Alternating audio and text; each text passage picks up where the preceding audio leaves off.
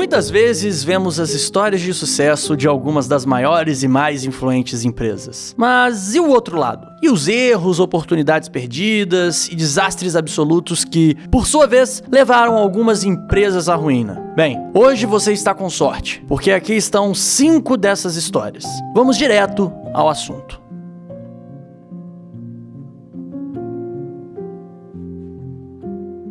Número 5. A Kodak teve a sua primeira câmera digital em 1977. Sempre que a tecnologia muda o cenário de uma indústria, há algumas empresas que se adaptam e prosperam e outras que continuam fazendo a mesma coisa até que seja tarde demais. Para a Kodak, que ficou para trás devido ao advento da câmera digital, a situação era um pouco diferente. A Kodak realmente patenteou a primeira câmera digital em 1977. Era uma que usava um cassete magnético para armazenar imagens de cerca de 100 kilobytes. No entanto, nos próximos anos, a Kodak ganhou tanto dinheiro com o filme que deixou a nova tecnologia acumular poeira, sem perceber o seu potencial. A empresa continuou a se concentrar em câmeras de filme tradicionais, mesmo quando ficou claro que o mercado estava se movendo para o digital. Quando a Kodak finalmente entrou no mercado digital, eles estavam vendendo câmeras com prejuízos e ainda não conseguiam fazer vendas suficientes para alcançar os concorrentes, que tinham visto o potencial das câmeras digitais desde o início. Durante a década de 2010, a Kodak chegou a perder mais de 200 milhões de dólares por ano. A lição aprendida no mundo dos negócios é sempre estar atento ao mercado e estar atento às tendências futuras, senão pode custar tudo. Número 4. A Excite poderia ter comprado o Google por menos de $1 milhão. O ano é 1999 e Excite foi o motor de busca número 2 atrás do Yahoo. O Google naquela época não era ninguém, o novo garoto no bloco. Foi no cenário de 99 que Larry Page se ofereceu para vender o Google para a Excite por $750 mil.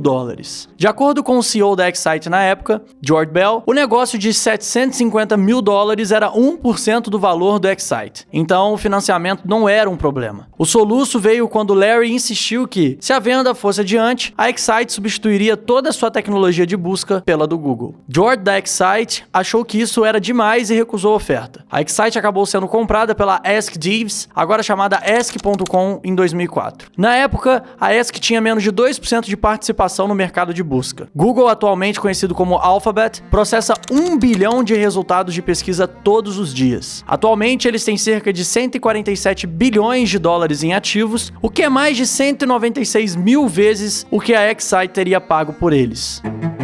Já que estamos falando das empresas que acabaram declarando falência ou entrando em um período de crise, vamos agora falar das empresas que estão conquistando o seu espaço no mercado. E hoje eu quero reforçar com vocês o sucesso que a Hostinger vem tendo com os seus clientes. Para você que não conhece, a Hostinger presta serviço de hospedagem para sites. Quando você vai criar o seu site, você precisa hospedar ele em algum lugar. Sem o serviço de hospedagem, saiba que vai ser impossível ter um site. E a Hostinger, por apenas R$ 12,99 por mês, consegue te prestar o melhor serviço, com uma equipe de suporte 24 horas para tirar todas as suas dúvidas e resolver todos os seus problemas. E além disso, você ainda ganha um domínio de graça. Pois é, clica no link que está aqui na descrição e você vai ter acesso a 10% de desconto usando o cupom AURUM10. Hostinger é o melhor serviço de hospedagem que você pode encontrar hoje. Então, vamos de volta ao vídeo. Número 3. Blockbuster perdeu a oportunidade de comprar a Netflix em meados dos anos 80 até o final dos anos 90, que foi quando o VHS reinava. O problema naquela época era que as fitas VHS custavam mais de $97 por filme. Por esse motivo, locadoras de vídeo como a Blockbuster vieram para preencher essa lacuna. Eles eram a solução perfeita e se tornaram parte regular dos planos de fim de semana para centenas de milhões de pessoas em todo o mundo. Eventualmente, serviços de streaming de vídeo online como Netflix, Hulu e até o Potlocker destruíram o antigo modelo de negócios de aluguel de vídeo. Ironicamente, no ano 2000, a Netflix propôs que lidaria com o online da Blockbuster e a Blockbuster poderia hospedar a Netflix in-store, eliminando assim a necessidade de entrega de DVDs, que era o modelo de negócios da Netflix na época. De acordo com uma entrevista com Barry McCarty, ex-CEO da Netflix, a Blockbuster só riu da Netflix em seu escritório. Mas esse não é o fim da história. Em 2007, a Blockbuster estava no caminho certo. Eles tinham um componente de filmes na internet que estava passando por cima da Netflix.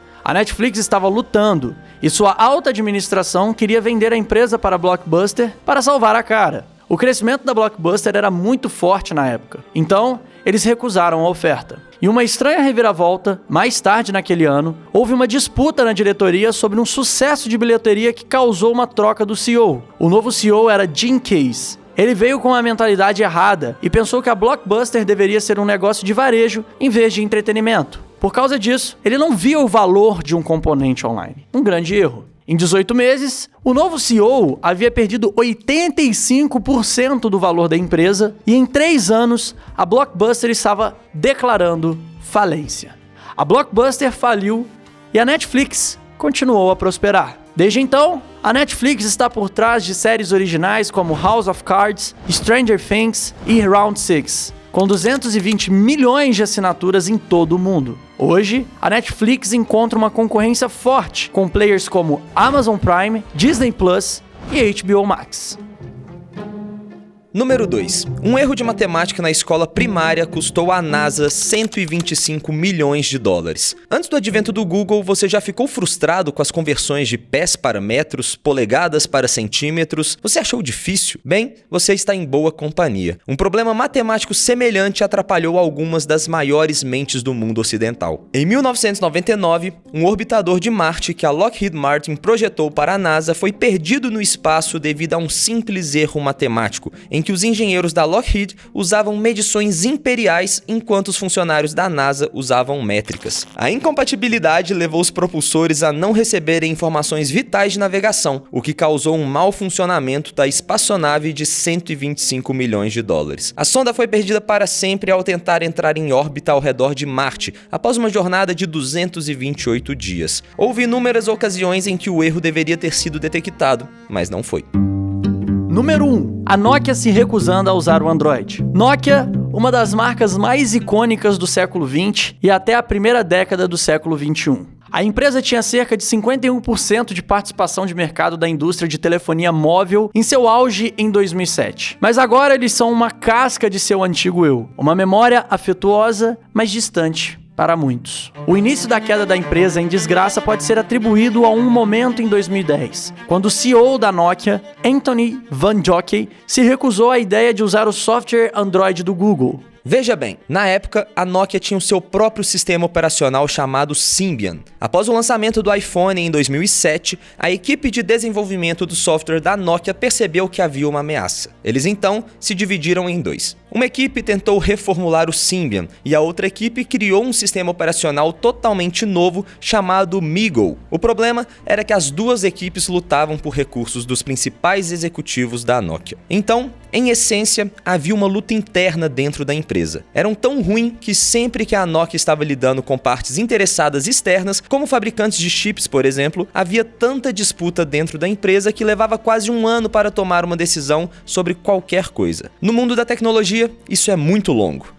A inovação do concorrente não espera por ninguém. A solução lógica em retrospectiva, é claro, foi o Android. A Nokia poderia ter usado a plataforma de software aberta combinada com seu hardware interno para compensar rapidamente o tempo perdido a um custo mínimo. Em vez disso, o CEO da Nokia na época decidiu pular o Android, chamando de uma solução de curto prazo, comparando a mudança com, abre aspas, mijar nas calças no inverno para se aquecer, fecha aspas. A Nokia continuou trabalhando em seus próprios esforços de software, investindo 5 bilhões de dólares por ano em pesquisa e desenvolvimento no problema, mas sem sucesso. Com o passar do tempo, os aparelhos iPhone e Android dominaram o mercado até que a divisão móvel da Nokia foi deixada para trás. Não muito tempo depois disso, em 2013, a marca Nokia Mobile Division foi recuperada pela Microsoft para sucata. A Microsoft também não conseguiu fazer com que a outrora lendária empresa se mantivesse à tona, desperdiçando 8 bilhões de dólares antes de matar a marca de celulares Nokia.